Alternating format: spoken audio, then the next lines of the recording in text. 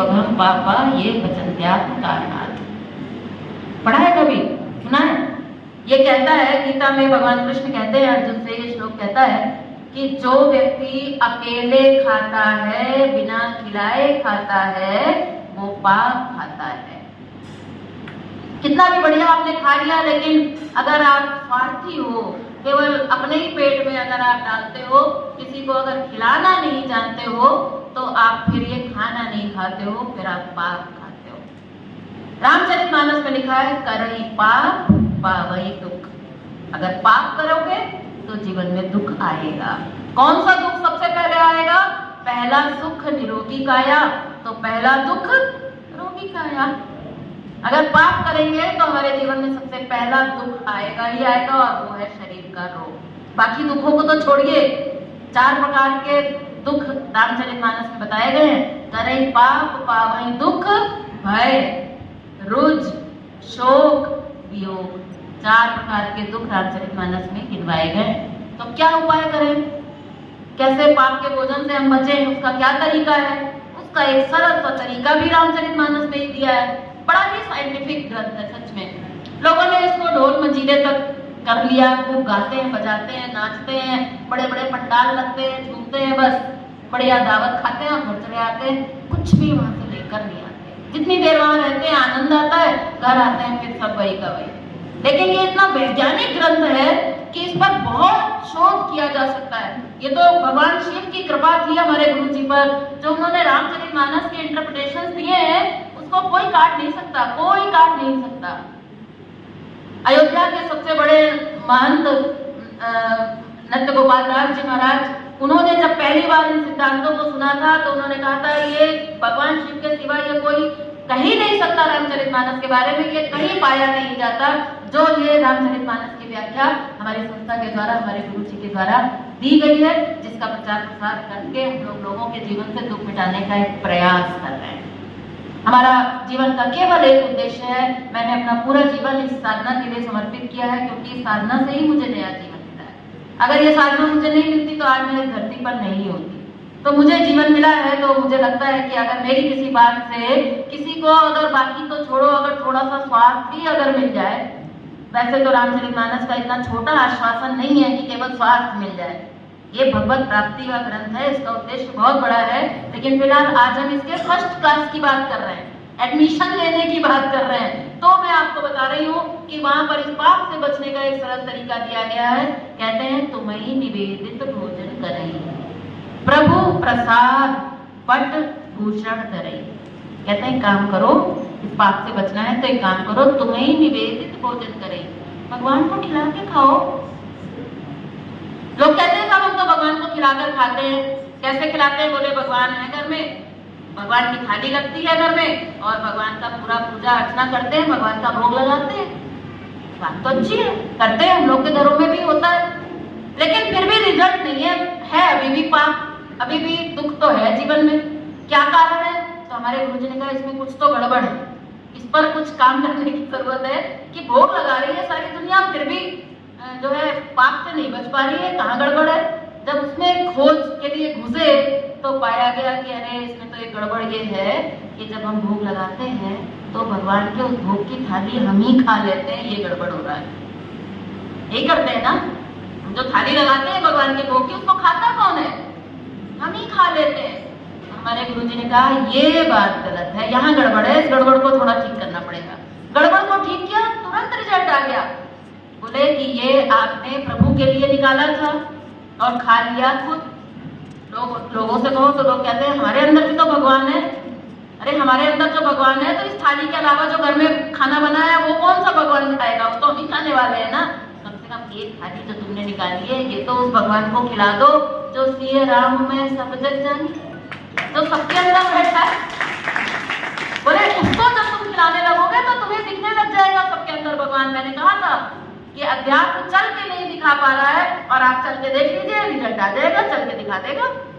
ये वैज्ञानिक ग्रंथ है, हम लोगों ने प्रयोग करके देखा, तो उसका एक नियम ढूंढा गया कि भाई कैसे निकाला जाए, क्या किया जाए। तब उसको जब खोज किया गया तो गीता में उसका समाधान मिल गया। बोले पत्रम पुष्पम फलम तोयम यो में व्यक्त्या प्रयच्छति।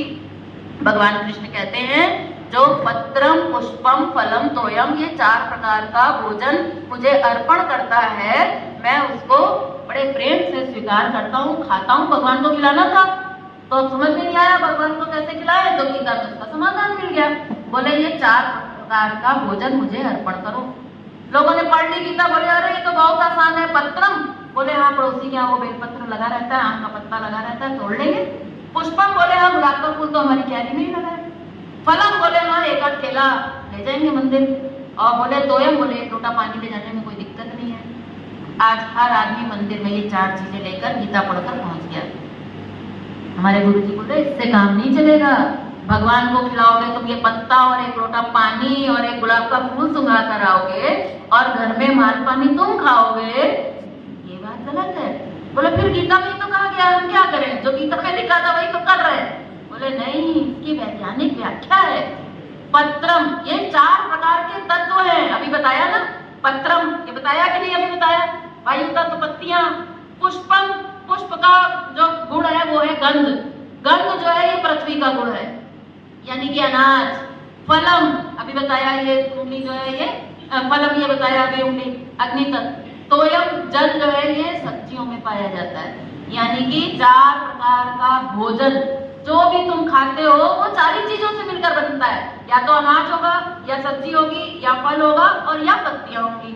यानी कि इन 4 चीजों से मिलकर बने हुए भोजन का एक हिस्सा तुम मुझे अर्पण करो, यानी 4 का 1 यानी 25% अपनी थाली में से।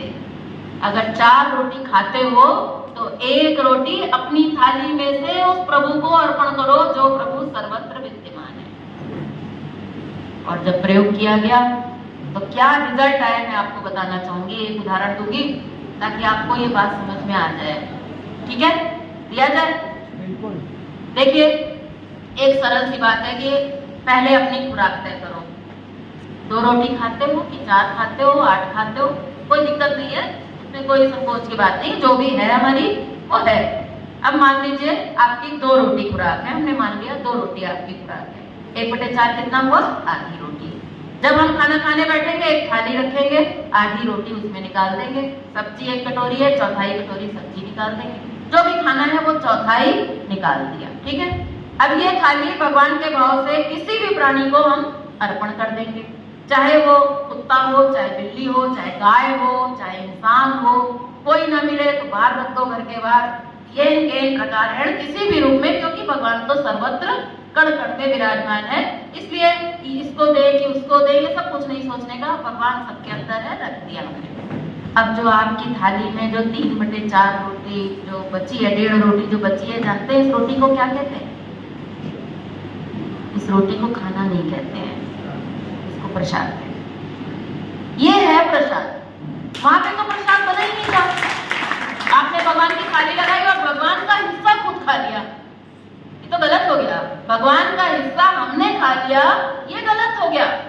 क्या करना चाहिए था हमें? हमें भगवान का हिस्सा किसी को खिला देना चाहिए था, तो जो हमारी रसोई में बचा था वो प्रसाद था। हम मंदिर जाते हैं, मिठाई का डिब्बा लेके, आधा किलो मिठाई हम खरीदते हैं और मंदिर जाते हैं। रास्ते में अगर कोई मिल जाए कि भाई डिब्बे में क्या है, तो हम क्या कहते हैं? प्रसाद है कि लड्डू है? प्रसाद कैसे हो गया? अभी तो हम मंदिर गए भी नहीं, प्रसाद कैसे हो गया? अभी तो हमने मिठाई वाले की दुकान से मिठाई खरीदी है, मिठाई लेके हम जा रहे हैं, रास्ते में अगर कोई लड्डू मांगे तो आप उसको दे देंगे, यानी कि वो अभी प्रसाद नहीं है, अभी वो लड्डू है, समझिएगा।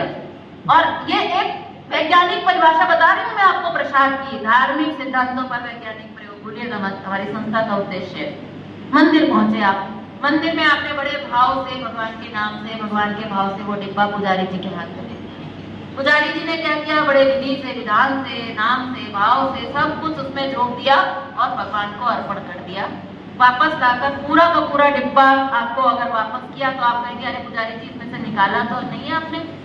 पुजारी जी उसमें से 1 आध लड्डू निकाल लेते हैं, और जब वो 1 आध लड्डू उसमें से निकाल लेते हैं और तब आपको जब डिब्बा वापस करते हैं तो जो 1 लड्डू वहां आप छोड़ कर आए मंदिर में, जो पुजारी जी ने निकाल लिया है, वो प्रसाद नहीं है। प्रसाद वो है जो अब आपके हाथ में डिब्बा आया है। अब आप मंदिर से निकलेंगे, अब आपको कोई मिलेगा तो आप कहेंगे लो प्रसाद खाओ। आपने अपने एक दोस्त से कहा कि लो भाई मंदिर से आ रहा हूँ, हनुमान जी का प्रसाद खाओ, तो जब आप डिब्बा खोलेंगे उसमें से लड्डू निकलेगा, आप उसको लड्डू देंगे, वो कहेगा अरे यार तुम तो जानते हो मुझे डायबिटीज है, मैं तो लड्डू नहीं खाता। तो आप कहेंगे अरे ये लड्डू नहीं है भाई, ये क्या है, प्रसाद है, खा ले कुछ नहीं होता। वो कहेगा अच्छा अच्छा प्रसाद है, वो ले लेगा, खा लेगा और सच में उसकी शुगर नहीं बढ़ती। जानते हैं क्यों? क्योंकि प्रसाद का मतलब होता है कृपा। अब उसने लड्डू नहीं खाया, उसने क्या खाया? कृपा, कृपा खाई है। यानी कि जब हम अपने भोजन से वो प्रसाद बना लेते हैं